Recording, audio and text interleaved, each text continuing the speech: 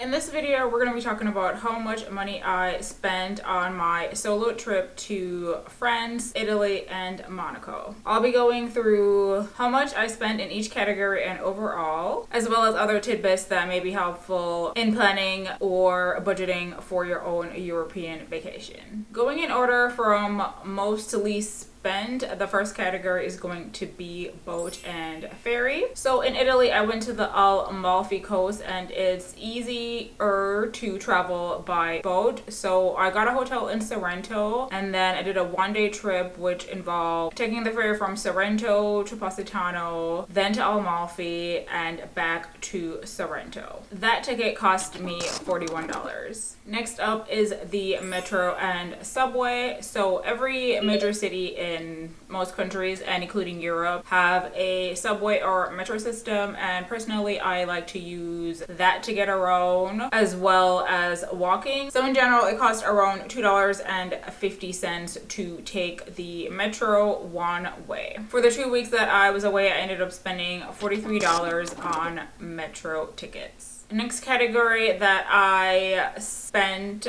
money on was for COVID test. And I guess I never really thought about this too much, but because in America you can get COVID tests for free as long as you have insurance or through your local county. But as you know, you need to be vaccinated to go to most European countries. However, once you get over there and to enter some countries, you need a COVID test. So I need a COVID test to enter Italy and I need a COVID test to come back to America. France, on the day that I left, there wasn't a need for a COVID test. You only needed the vaccination card, but I believe currently they want both the vaccination card and the COVID test. So one of the perks of getting the COVID test done is that in Europe they generate a QR code, and that QR code can be scanned for entry into indoor activities, so museums, restaurants, etc. You can show your vaccine card in some countries, like for instance Italy took your vaccine card. However, because the vaccine card is in English and from America, sometimes people are a little bit confused, so it's almost easier to just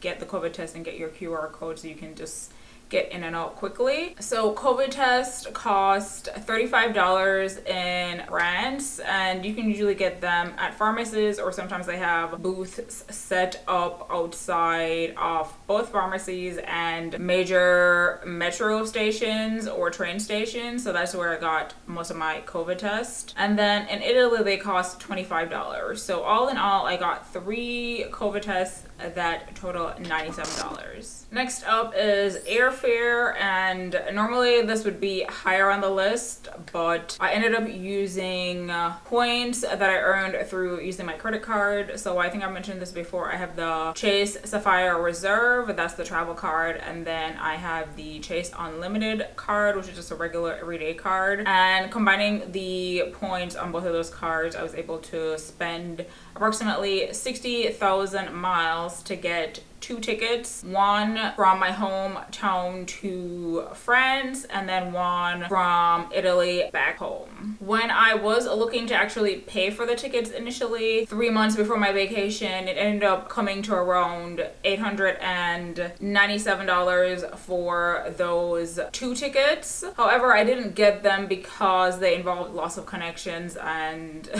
I just did not want to deal with that, and the flights that they were offering with miles were better. So I had a direct flight to Paris, and then on the way back I only had one layover. It was Rome to Paris and then back home. Even when you do use your miles though, you still have to pay for taxes and fees, so I ended up spending a total of $223. However, the Chase Sapphire Reserve card gives you a $300 travel credit every year, and I ended up getting reimbursed for $70 of that ticket, so I actually only spent $153 on airline tickets. So next major thing that I spent money on, which most people do when they go on vacation, is to go to tourist attractions. So I tend to go to museums, historical sites, trips. And for this particular vacation, I went to a couple beach clubs because the theme of my vacation essentially was to go to the southern parts of each country and like hang out on the beach. So major historical sites like Versailles cost me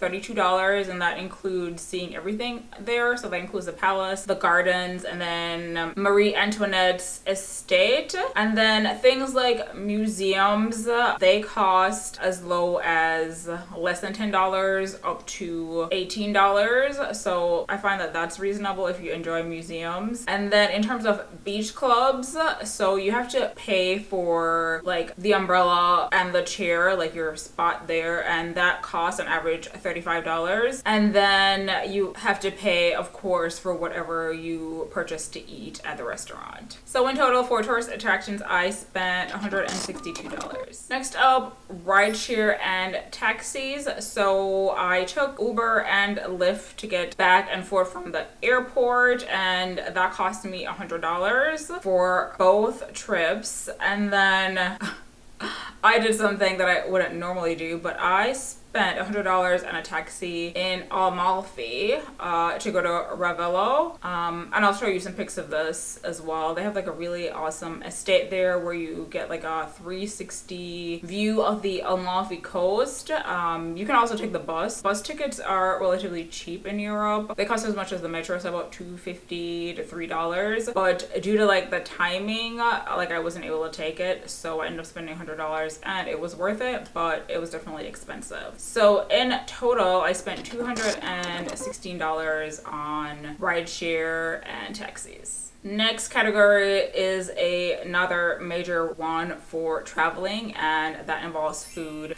So I normally go to restaurants, coffee shops, and I usually buy groceries as well when I'm on vacation, just for those times when I don't feel like going out, but I still want to have something to snack on or drink. Also, when I'm on vacation, I only eat 2 meals a day because I'm usually too busy. So the first thing is that I get coffee and like a croissant for breakfast, and then I go about my day and like visit all the sites and things that I want to do. And then sometimes, depending if I have some downtime, I might snack on some stuff that I bought at the grocery store. And then at dinner time, and you know, COVID, so I did order takeout for some restaurants. So in total, for all the food that I bought on vacation, I spent $441. Another major cost of going on vacation is transportation via trains and buses, which is particularly relevant in Europe because they have a really nice railway system, so you can travel between all the countries by train, which is what I prefer. Like going on vacation and like taking planes between countries in Europe is such a hassle. In my opinion, especially in the advent of COVID. So getting on the train is much easier. No weight limit for your baggage. You're like on and off. They just check your ticket and your COVID vaccination / COVID test results, and that's it. And the trains are also pretty quick as well. So for example, from Paris to Nice, my train ticket was $75, and that was a non-stop train, and that journey took about 6 hours, which isn't bad at all. And then I also took trains locally, so like to the airport, etc. So in general, I spent $381 on train tickets. And the final and most expensive part of going on vacation is accommodations, so hotels. I have been to all sorts of hotels, so like 1-star hostels up to 5-star hotels. So if you want to save money, the best way to do it is by getting cheaper lodging. This time around, I hadn't been on vacation for 2 years, and I was just not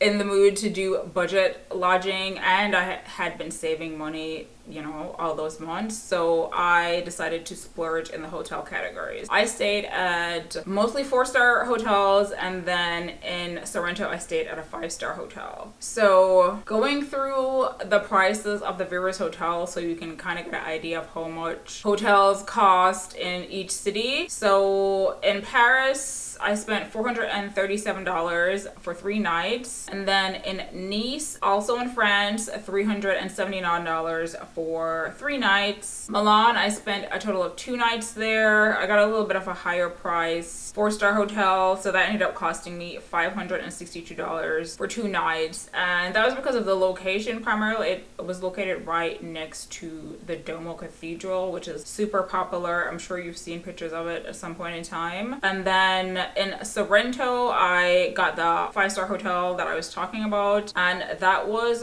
for 4 nights, and it cost me $1,353. And then in Rome, I only spent the night there because that is where I was leaving from, and that cost me $168. So in total for hotels, I spent $299. And once again, a part of my hotel cost was reimbursed through the Chase travel credit. So I got reimbursed for $187. So I actually only spent $2,711 on hotels. So in total, I spent, like out of my own pocket, $4,245 for my 2-week vacation to Europe. If you're planning on going to Europe soon, hopefully this was helpful. Let me know exactly where you're going and if you need tips for anything, because I have traveled Europe extensively. And until then, I'll see you in the next video. Bye bye.